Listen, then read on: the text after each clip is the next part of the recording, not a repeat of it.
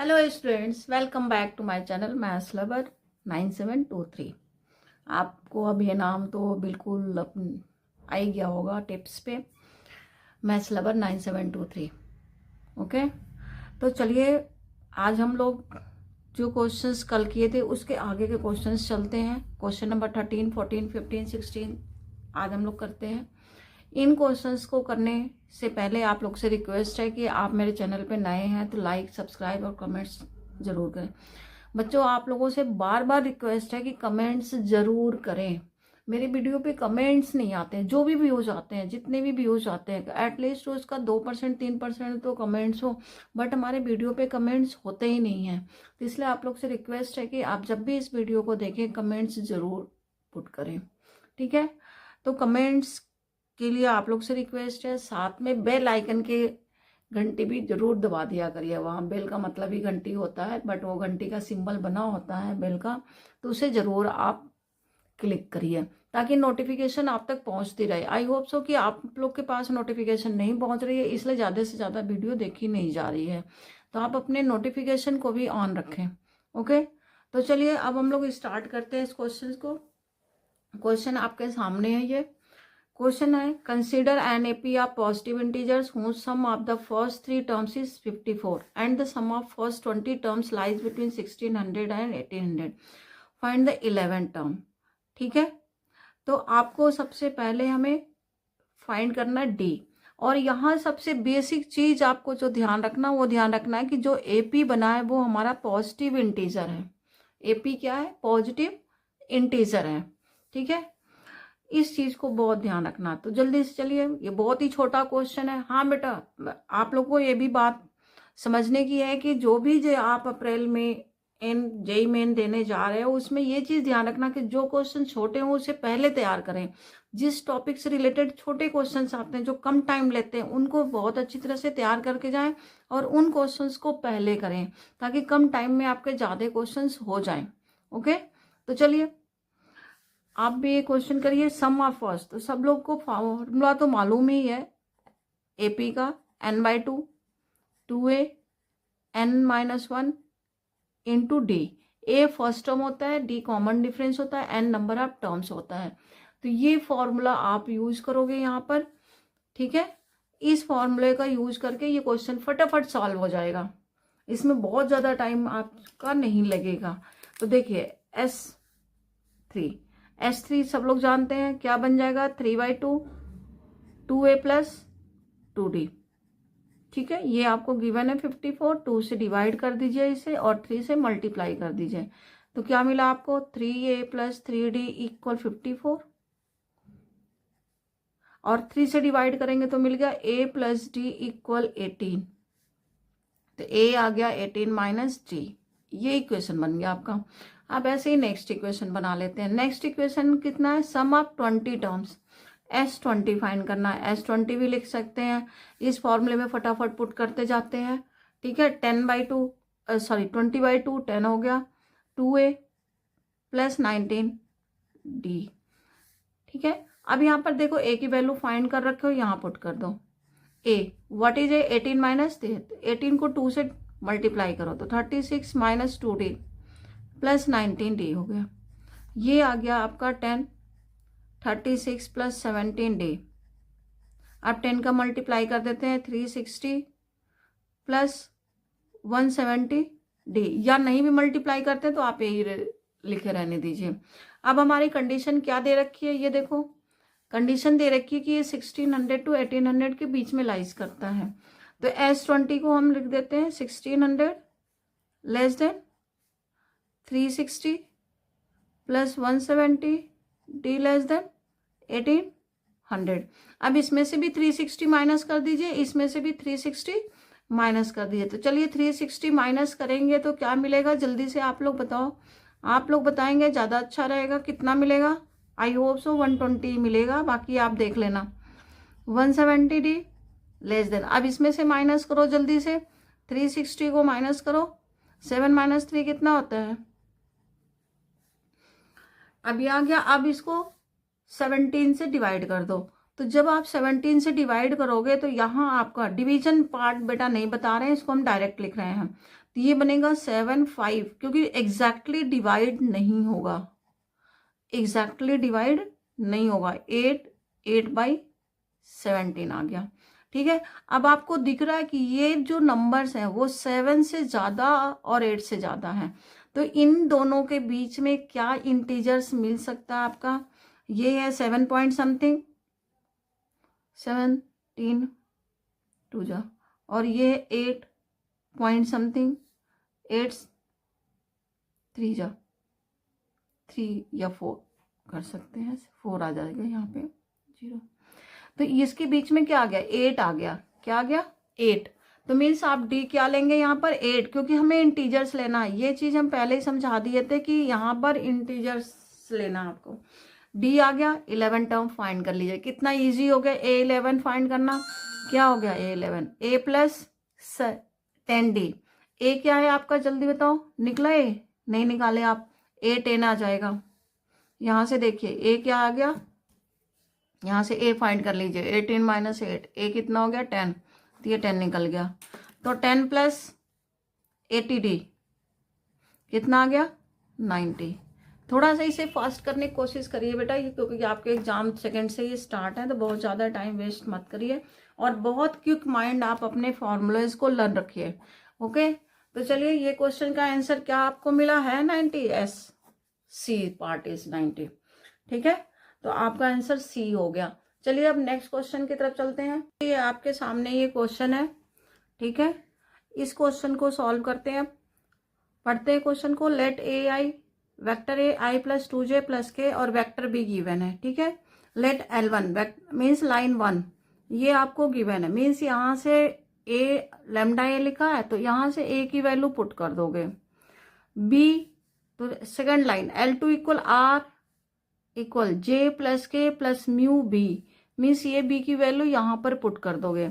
इससे आपका लाइन 1 और लाइन 2 कंप्लीट हो जाएगा। Okay, if the lines L3 passes through the point of intersection of L1 and L2 and is parallel to AB, तो means यहाँ से इंटरसेक्शन पॉइंट जो मिलेगा, इंटरसेक्शन पॉइंट आपका हो जाएगा पोजीशन वेक्टर और ये हो जाएगा आपका direction vector.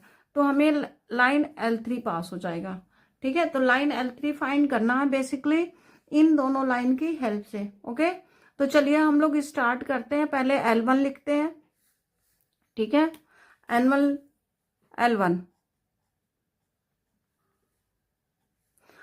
Vector R = -i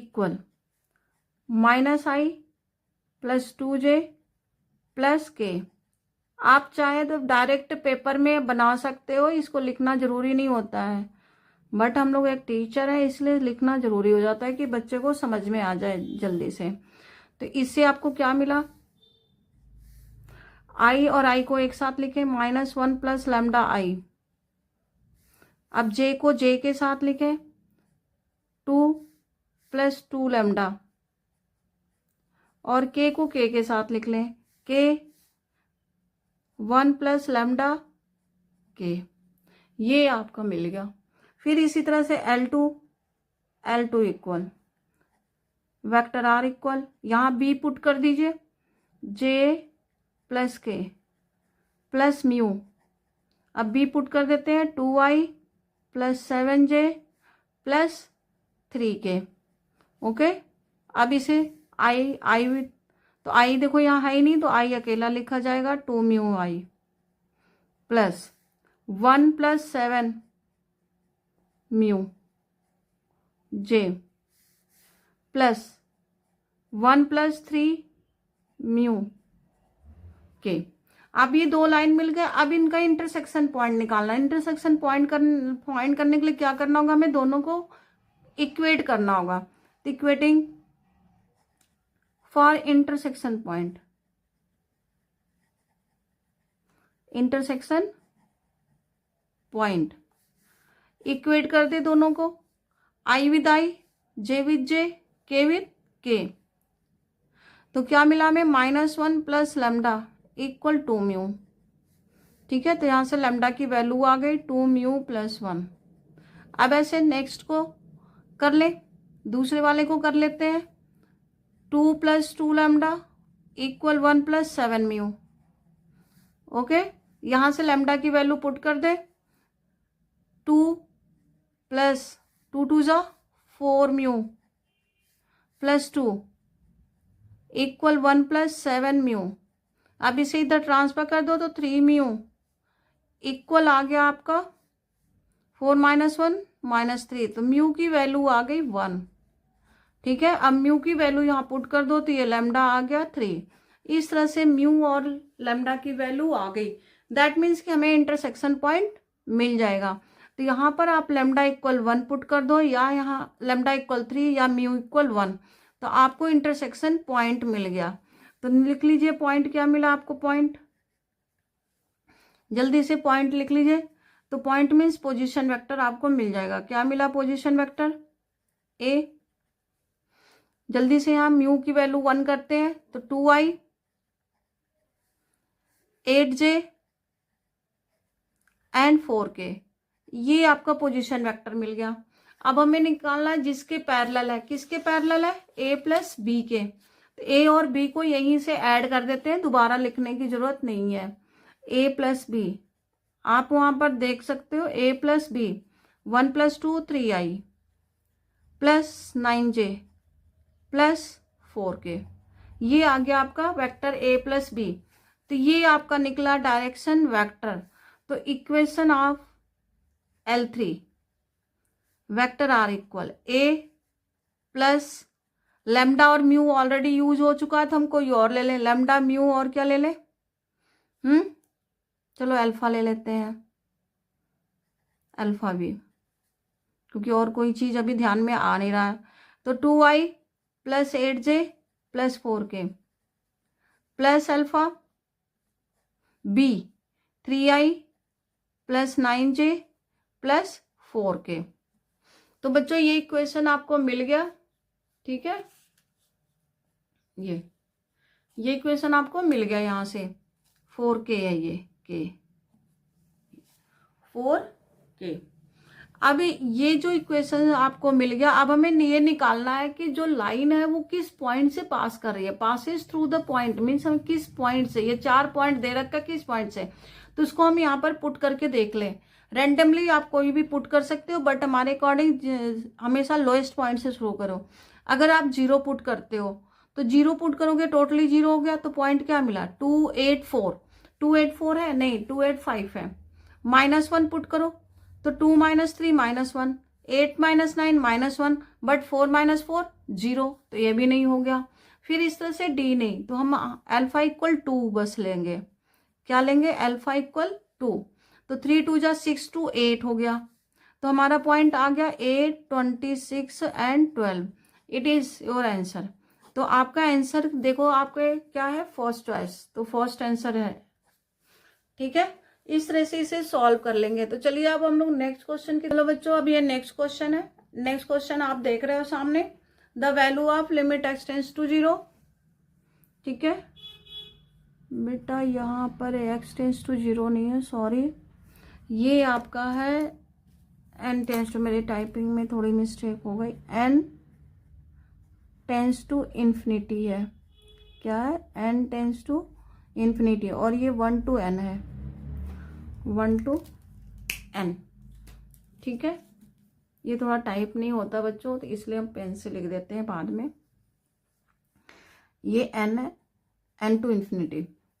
ठीक है, तो ये आपको सम फाइंड करके फिर लिमिट पुट करना है। सम फाइंड करने के लिए इसका हमें फैक्टर बनाना पड़ेगा, क्योंकि नीचे फैक्टोरियल है। तो फैक्टर कैसे बनाएंगे, फैक्टर तो हमारे बन नहीं रहे हैं, तो पार्टीशन करना पड़ेगा। क्या करना पड़ेगा, पार्टीशन। तो चलिए लिखते हैं पार्टीशन कैसे करेंगे। देखिए क्यूबिक है ना, तो क्यूबिक में हीट एंड ट्राई लगाते हैं। तो अगर 1 6 11 6 कर दें तो ये एक फैक्टर बन जाएगा, और ये फैक्टर आप लोग बहुत ईजी से बहुत बार बना चुके हो। ठीक है, तो इसलिए यहाँ हमें बनाना है 6। तो क्या करेंगे, k³ 6k² + 11k + 6 कर दिया, और -1 कर दी, नीचे आ गया k + 3 फैक्टोरियल। अब इन्हें 2 पार्ट में कर दे, limit n tends to infinity 1 to n। ये बच्चों इसका फैक्टर बनेगा, चलो पहले ये कर देते हैं, 6k² plus 11k plus 6 by k plus 3 factorial minus 1/k plus 3 factorial. अब इसका फैक्टर बनाने के लिए जो इसका लास्ट टर्म है ना 6 है, 6 के फैक्टर क्या क्या बनते हैं 1 2 और 3। बस बेसिक हम प्राइम नंबर्स का लेते हैं, बाकी नहीं लेने की जरूरत है। तो आप 1 पुट करके देखो, 1 का प्लस या 1 का माइनस। तो 1 के प्लस पे तो कोई भी जीरो नहीं होगा, तो हमें क्या लेना पड़ेगा -1 -2 और -3 पे चेक करना होगा।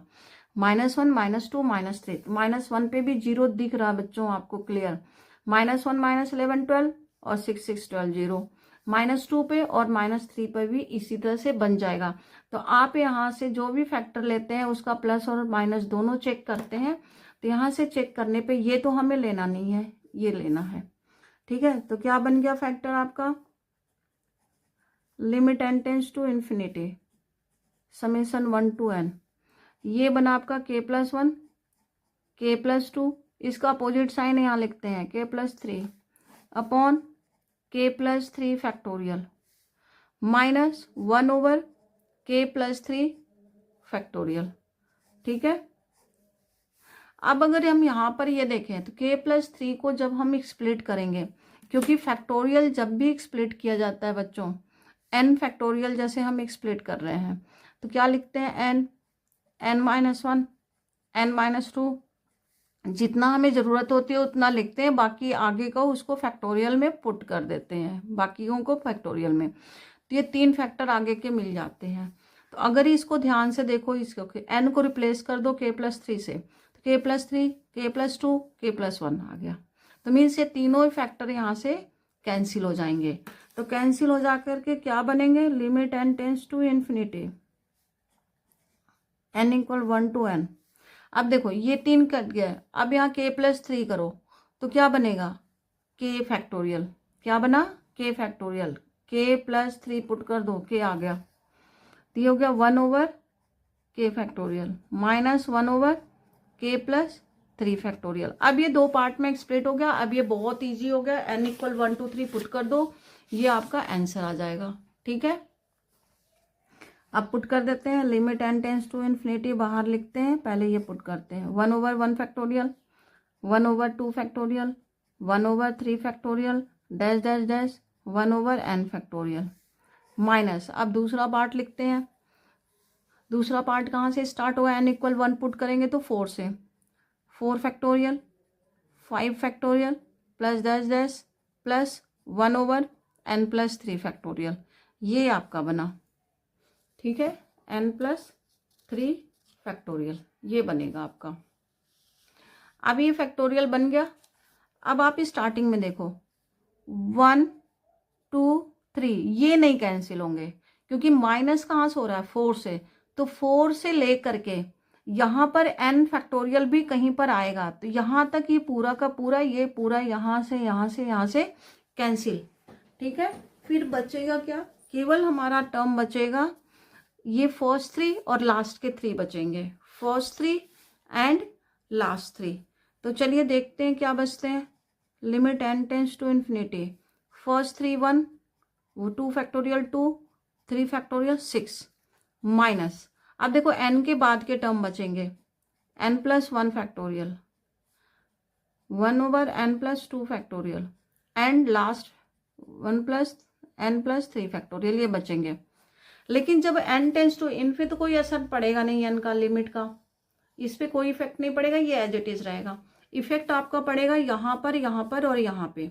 तो देखो n टेंस टू इन्फिनिटी पर limit n tends to infinity 1/n होता है 0, ठीक है। तो ये 1/ ही है सारे, तो ये सबके सब क्या बन गए 0 0 0 बन गए।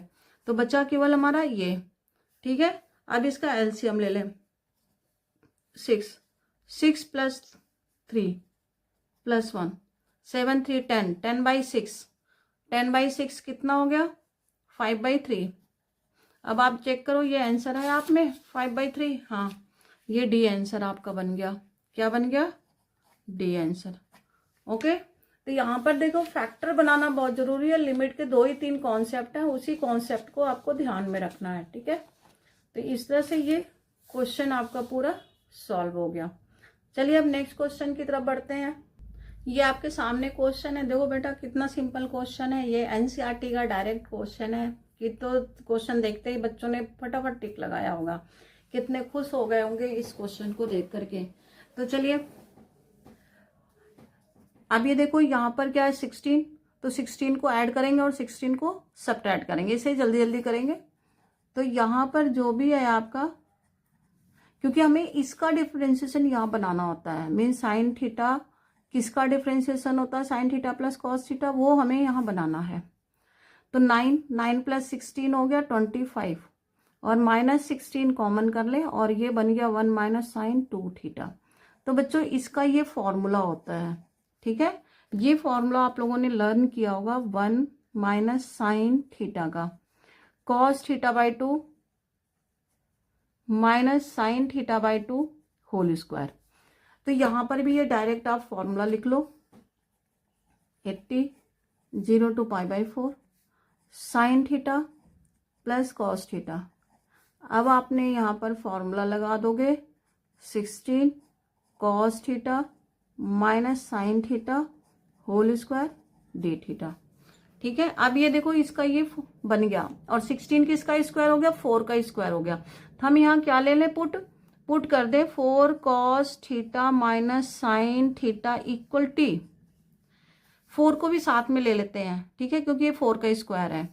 तो 4 minus sine theta minus cos theta D theta equal D T. अब ये 4 बाहर आ जाएगा बच्चों, ठीक है। देखो बहुत जल्दी हो जाएगा, 0 पुट करोगे, यहां पुट करो 0, तो क्या बना, 0 पुट किया तो आपकी लिमिट क्या बनी 4 बना, क्योंकि cos 0 1 होता है, साइन 0 0 होता है।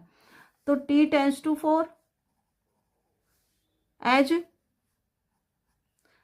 x tends to 0, sorry theta दे रखा, थीटा कर दो, थीटा टेंस टू 0 एंड अब π/4 पुट करो, π/4 पे दोनों वैल्यूज सेम होते हैं तो 0 हो गया।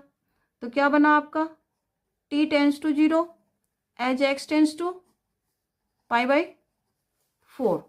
तो चलिए ये माइनस कॉमन ले लेते हैं, माइनस कॉमन लेकर के यहाँ लिख लेते हैं, ठीक है। ये लिख लेते हैं यहीं पर sign theta plus cos theta D theta equal -1/4 dt, ठीक है।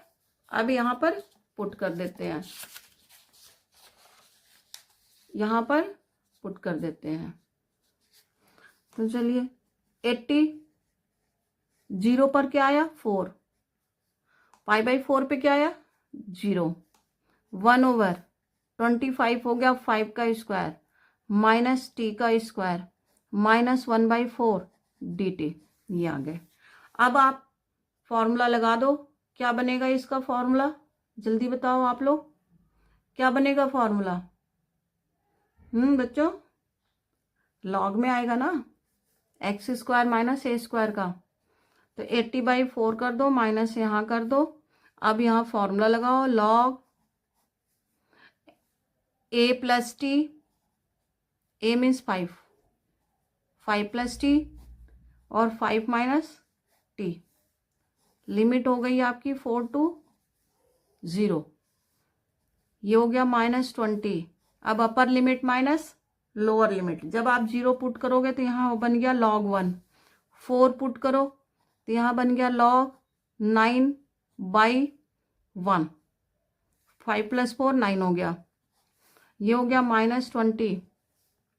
सॉरी कैलकुलेशन करते वक्त मेरे ध्यान नहीं रहता बच्चों, आप लोग याद दिला दिया करो। log 1 0 हो गया माइनस log 9, तो अब ये मिल गया आपका 20 हो गया ये log 4, ठीक है। अब ये आपका आएगा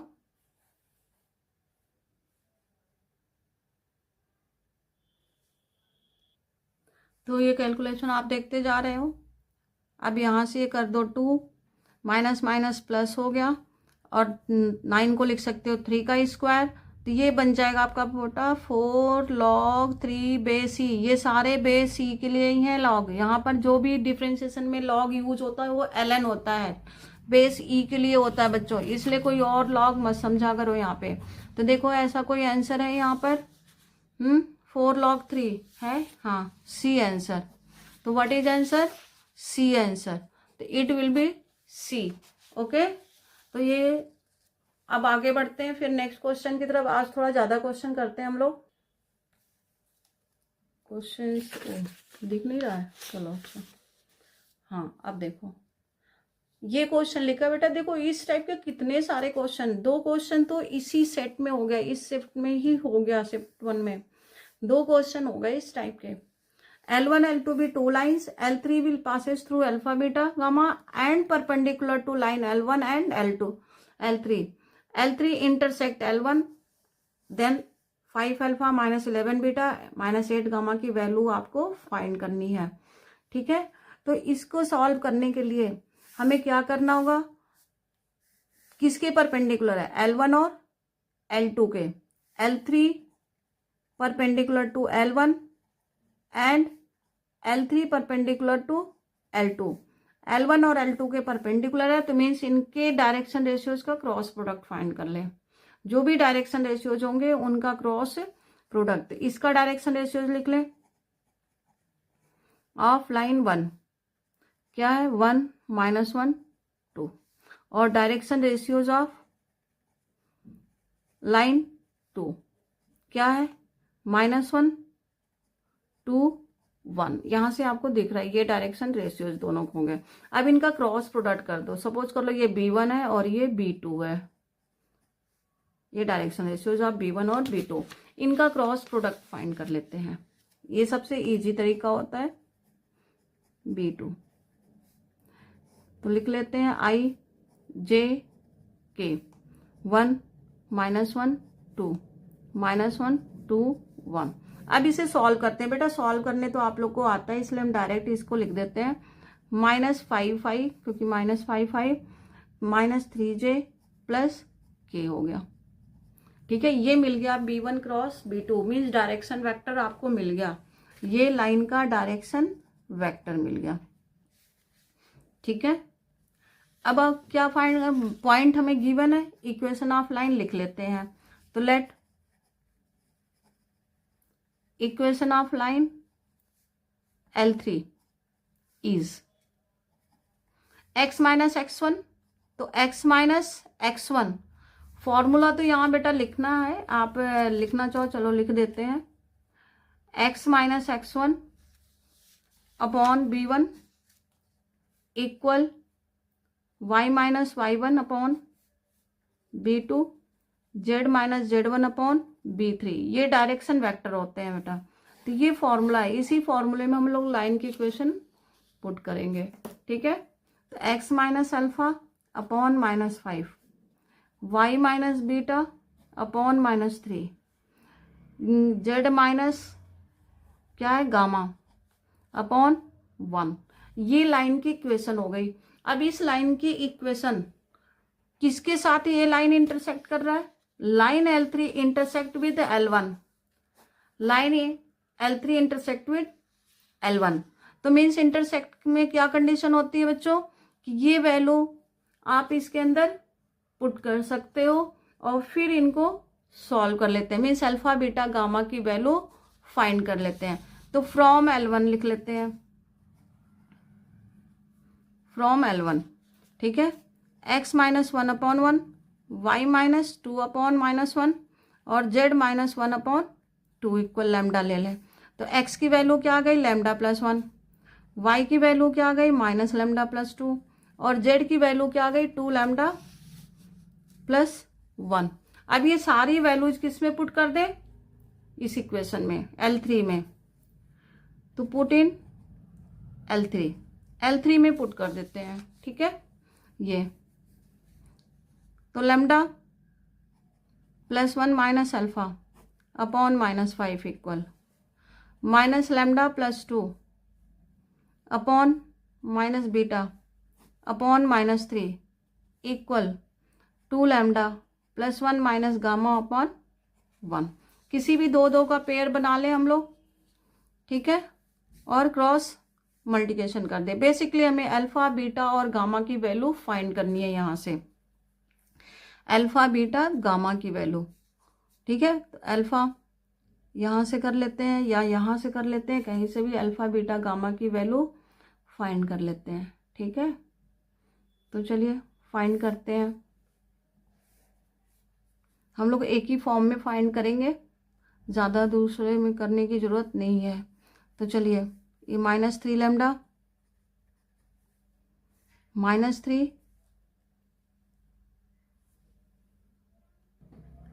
तो यहाँ से अल्फा और बीटा की वैल्यू हम लोग फाइंड कर लेते हैं।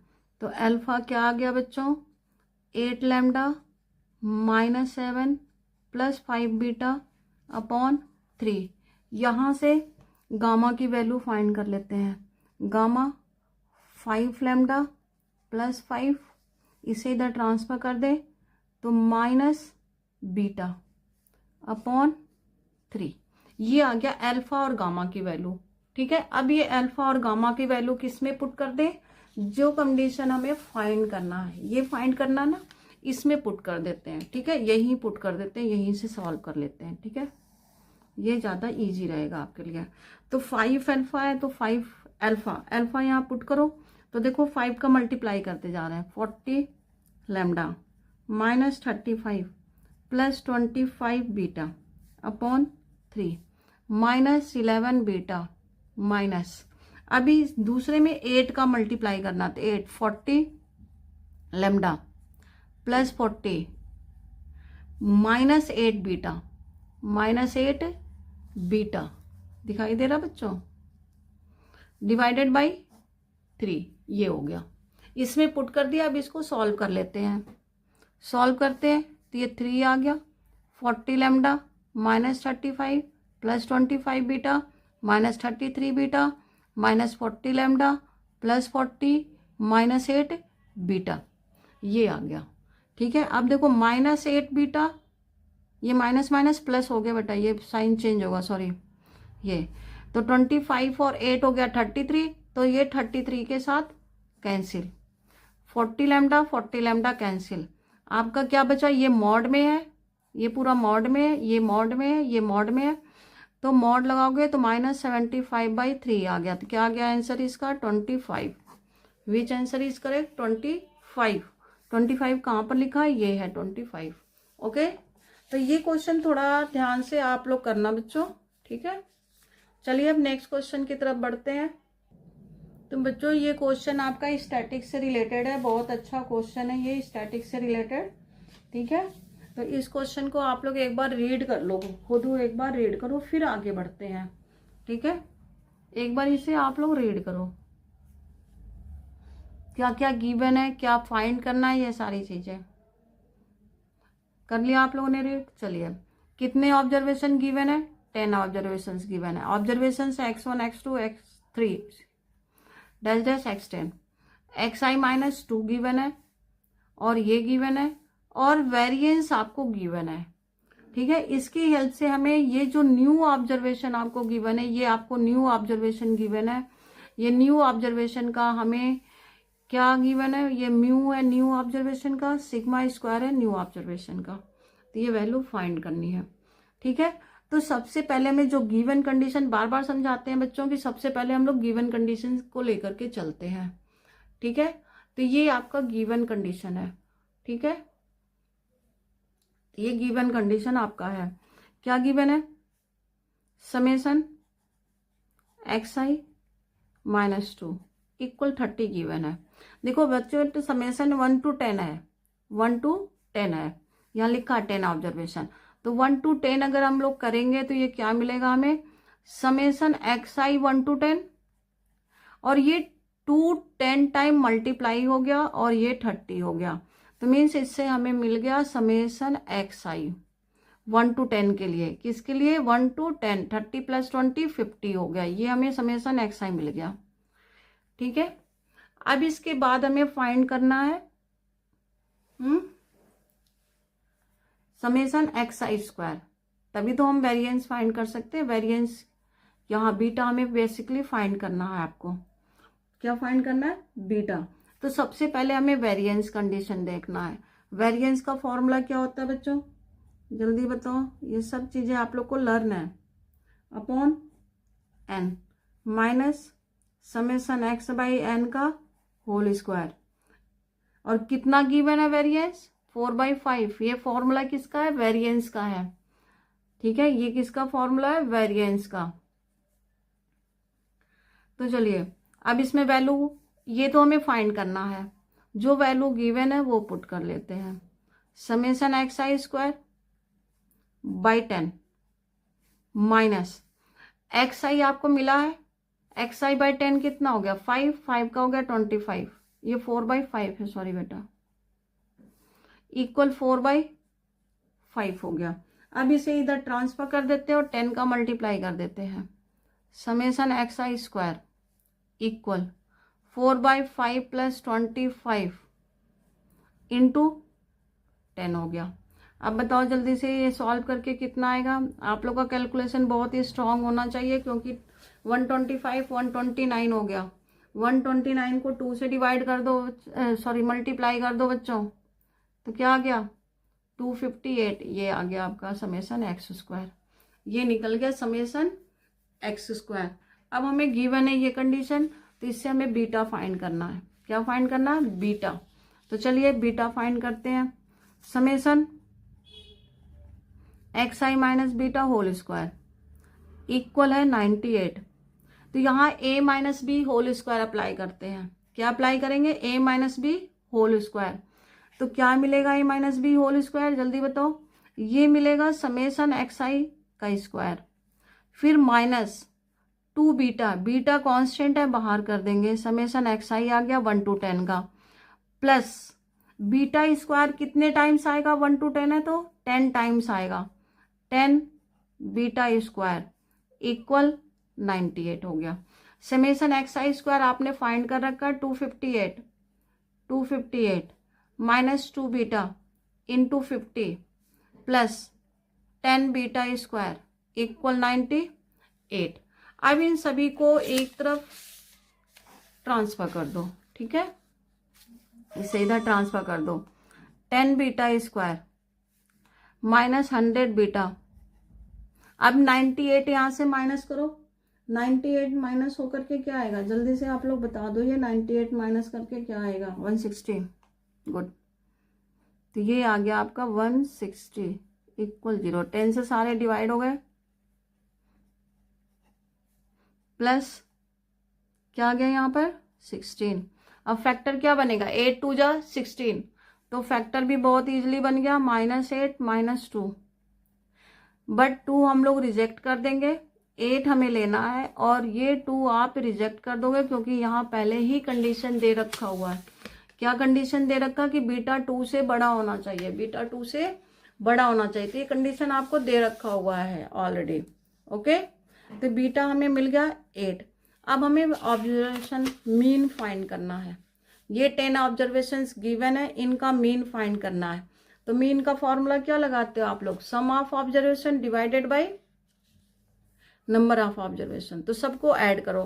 तो देखो 2 कॉमन लो, तो ये सारे ऐड में आ गए, फिर बीटा सारे ऐड में आ जाएंगे। कितने टाइम्स ऐड में आएंगे? 10 टाइम। ठीक है, तो मीन फाइंड करते हैं। मीन, तो मीन में 2 कॉमन आ गया, ये बन गया समेसन एक्स आई। ठीक है, बाई 10 आ गया, यहां आ गया -1, और ये आ गया 4 बीटा, ये 2 आ जाएगा, सॉरी 4 बीटा, क्योंकि इसके जो चीज हमें ऐड या सब्ट्रैक्ट करते हैं वो एज इट इज रहता है, उसमें कोई चेंजिंग नहीं होती है। ठीक है, तो ये आपका जो भी ऐड और सब्ट्रैक्ट, ये रूल्स है मीन का, कि जो भी चीज हम ऐड और सब्ट्रैक्ट करते हैं उसमें कोई चेंजिंग नहीं होती है। ठीक है, तो अब यहाँ पर हम पुट कर दे समेसन आई, तो ये 10 कैंसिल, 10 आ गया, 10 - 2 + 4 × 8 कितना आ गया? 4 8 जा 32, 40 आ गया। तो म्यू कितना आ गया? 40, ये निकल गया। अब हमें फाइंड करना बीटा। तो बीटा फाइंड करने के लिए बच्चों आप जानते हो कि हमारा जो न्यू है ना, अगर किसी नंबर का मल्टीप्लाई होता है तो उसके स्क्वायर से पुराने में मल्टीप्लाई कर देते हैं। तो सिग्मा स्क्वायर हमारा क्या हो जाएगा, फॉर्मूला जो होता है ए स्क्वायर ओल्ड सिग्मा, ठीक है, ओल्ड। तो ए स्क्वायर, ए क्या है यहाँ पर 2 है, 2 का मल्टीप्लाई हो रहा है 2 स्क्वायर, और ओल्ड हमें दे रखा है 4/5, तो 2 का स्क्वायर 4, 16/5 आ गया, ये सिग्मा स्क्वायर आ गया। सारी वैल्यूज आ गई। अब आप पुट कर दो कि जो भी फाइंड करना हमें, beta mu upon sigma square, beta 8, mu आपका 40, ये हो गया 16/5, 5 को ऊपर ले जाते हैं, 8 to 20, 25, 100 है answer 100। First answer is correct, first answer is correct, ये आपका आंसर है। तो बेटा ऐसी चीजें, ऐसे अच्छे अच्छे मेथड फाइंड करने के लिए आप लोग मेरे चैनल को सब्सक्राइब करो, और इसकी जानकारी पाने के लिए आप लोग हमेशा मेरे चैनल को खोल के देखते रहो। कोई नया नोटिफिकेशन, कोई नई चीजें नहीं भी आती हैं तो खोल के देखोगे तो आपको नई चीजें मिल जाएंगी। तो मेरे चैनल को सब्सक्राइब जरूर कर लो, मैथ्स लवर है 9723। चलिए अब नेक्स्ट क्वेश्चन की तरफ चलते हैं, ठीक है। चलो बच्चों अब ये 19th क्वेश्चन देखो आप लोग। Let Z1 - 8 - 2 iota less than equal 1, Z2 - 2 + 6 iota less than equal 2। ये कॉम्प्लेक्स नंबर है बेटा। कॉम्प्लेक्स नंबर में एक सर्कल की इक्वेशन होती है बेटा बच्चों, सर्कल की इक्वेशन। तो ये होता है mod Z - A + iota B less than R। तो ये सर्कल का इक्वेशन होता है जिसमें ये सेंटर होता है, और ये तो नाम से ही पता चल रहा है कि ये रेडियस है, ठीक है। ये सर्कल की इक्वेशन होती है। तो इस सर्कल की इक्वेशन इसी फॉर्मेशन में देखो, ये चीजें आपको मिल रही हैं, इसी फॉर्मेशन में मिल रहा है। तो ये भी अगर इसका लोकस फाइंड करो, लोकस ऑफ Z1 मीन्स ये एक लोकस पॉइंट है, जिसका लोकस लोगे तो ये सर्कल बनेगा, ठीक है। तो अगर आप ये सर्कल बनाते हो Z1 - 8 माइनस कॉमन कर लो +2 आइटा, ठीक है, लेस देन इक्वल 1। इस फॉर्मूले से कंपेयर करो तो 8 और 2 बन गया आपका सेंटर, और ये हो गया रेडियस, अंडरस्टूड। ऐसे नेक्स्ट में करो, Z2 माइनस कॉमन ले लो, 2 - 6 iota less than equal 2, means ये हो गया आपका सेंटर। सेंटर क्या बना, 2 - 6, ये सेंटर बन गया, और ये बन गया रेडियस 2। अब हमें फाइंड करना Z1 - Z2 इस लोकस पॉइंट का। तो अगर हम सेंटर फाइंड करते हैं, एक हमारा है 2 - 6 और एक है हमारा 2, तो इनका हमें सेंटर फाइंड करना बच्चों। क्या फाइंड करना, सेंटर। तो देखो ये 8 2, एक सेंटर आपका और रेडियस, मीन्स आपका जो ये लोकस पॉइंट Z है ये इसके ऊपर है, ये Z इस सर्कल के ऊपर मूव कर रहा है, ठीक है। ये पॉइंट हो गया आपका 8 2। फिर ऐसे एक दूसरा सर्कल बना हुआ है ऐसे। ये तो फिगर अगर समझ जाओगे तो अपने आप समझ में आ जाएगा कि ये क्या है क्वेश्चन। -6 इसका रेडियस है, ये यहाँ पे मूव कर रहा है Z1, ये Z2 और यहाँ पर है Z1, ठीक है। हमें Z1 और Z2 के बीच का मिनिमम डिस्टेंस फाइंड करना है। क्या फाइंड करना है, मिनिमम डिस्टेंस। तो मैक्सिमम तो ये दिख रहा है कि यहाँ से यहाँ तक होगा, मीन्स ये डायमीटर और ये डिस्टेंस।